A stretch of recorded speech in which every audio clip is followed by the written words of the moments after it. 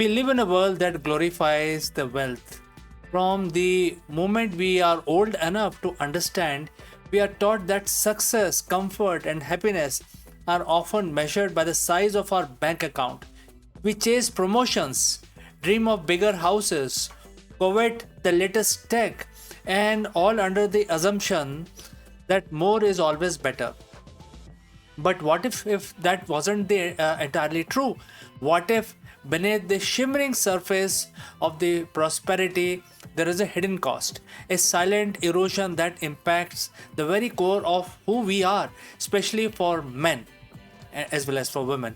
Today we are going to ask a provocative, perhaps even unsettling question: as the wealth grows, do man decay? When we talk about decay, we are not just talking about the physical aspect of it. This isn't about aging. It's about something deeper.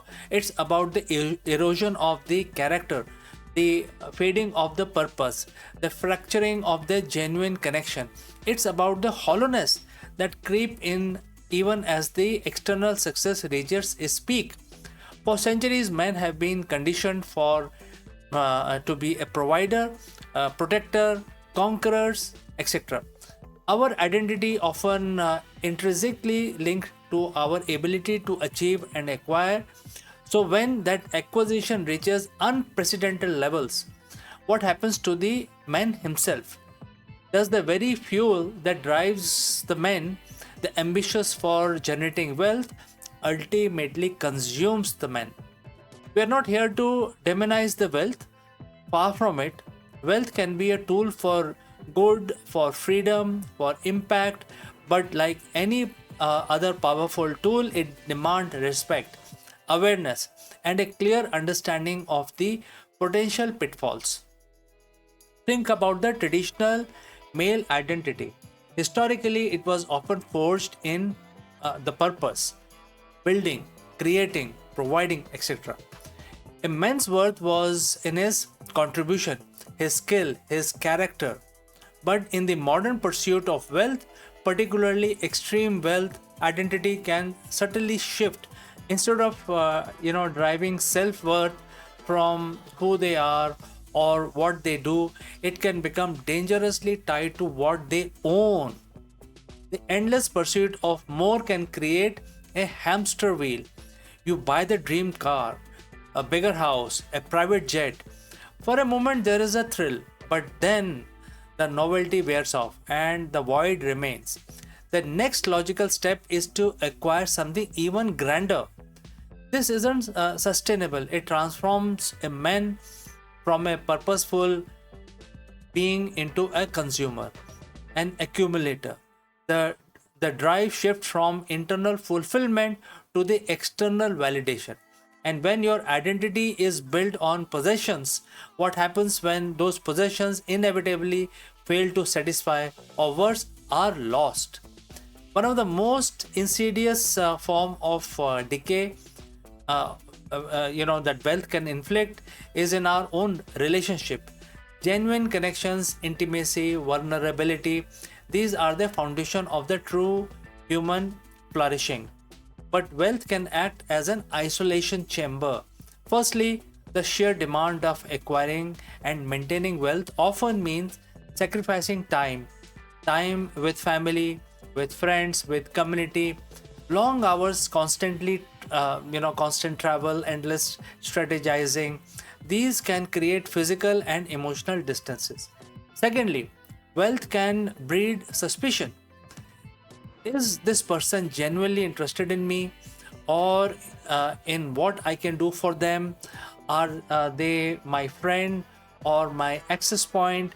This constant questioning can make genuine vulnerability incredibly difficult, leading to a guarded existence. Thirdly, the lifestyle associated with extreme wealth can be exclusive. It can separate men from their roots, from the everyday experience that fosters empathy and connection with the wider world. When your circle shrinks to only those who share your specific, often insular economic reality, you lose touch with the richness and the diversity of the human experience. This social decay leaves men feeling profoundly alone, even when surrounded by others. Human beings, and men in particular, often thrives on challenge, on purpose, on overcoming obstacles. There is a certain edge that comes from striving, from feeling the grit of the struggle. It forges resilience, gratitude, and a deeper appreciation for achievement. But when wealth removes all obstacles, when every need is immediately met and every comfort is readily available, that edge can dull the shine of your life. The drive to create, to innovate, to even feel deeply can be replaced by a passive acceptance of ease. Why build when you can buy? Why strive when you can simply command? This isn't to say comfort is inherently bad, but unchecked, it can become a crutch that prevents growth. It can lead to state of a sort of emptiness, a profound boredom that even greatest luxuries cannot remove. The man becomes soft, not physically but spiritually. He loses the internal, strength built by facing adversities. The path to immense wealth is rarely a straight line. It often presents choices, difficult dilemmas, where moral integrity can be tested. In the pursuit of profit, ethical lines can become blurred, shortcuts are often taken, compromises are made, and suddenly the means to begin to justify the end, no matter how questionable they are. This isn't about blaming wealthy individuals, but acknowledging a systemic pressure. When stakes are high and the potential rewards are astronomically very high, and temptation to bend the rules is higher, to exploit the loopholes or to neglect the human cost of business decisions can be immense. Over time, these small compromises can accumulate, eroding a man's moral compass. What was once unthinkable becomes unacceptable, or rather acceptable, and then it becomes absolutely normal. The decay here is in the spirit, in the values that once defined the man. When a man loses his ethical grounding, he loses a fundamental part of his humanity. Wealth can create powerful illusions of control, the belief that money can solve every problem, protect against every threat, and guarantee a certain future. This can lead to hubris, a sense of invincibility that blind men to their own vulnerability and unpredictable nature of life. But beneath this illusion often lies a profound fear, the fear of loss. The more you have it, the more you have to lose. The constant pressure to maintain, to grow, to protect assets can be a source of immense anxiety. This fear can consume mental space, leading to an inability to truly relax, to be present, or to simply enjoy what has been accumulated. This isn't just about financial loss, it's about the loss of identity tied to that particular wealth, the loss of status, the loss of perceived power.